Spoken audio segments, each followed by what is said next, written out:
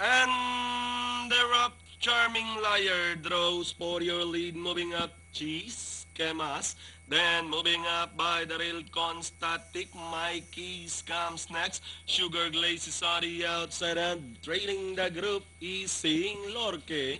About to pass the last 900, we have Cheese Kemas in command, followed by Constatic by the rail. Then racing in third on the outside, Charming Liar closing in his Mikey's. Then comes Sugar Glazing. Lorque is running at the back of the pack.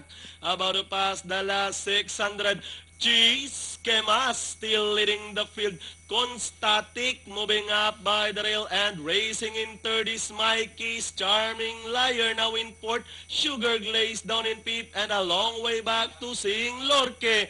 As they turn for home, Constatic takes the lead by the rail, then running on the outside, Cheese, Kemas, and Mikey's. With the last 150 more to run, Constatic, Cheese, Kemas, Mikey's remains in third. It's Constatic over Cheese, Kemas in second.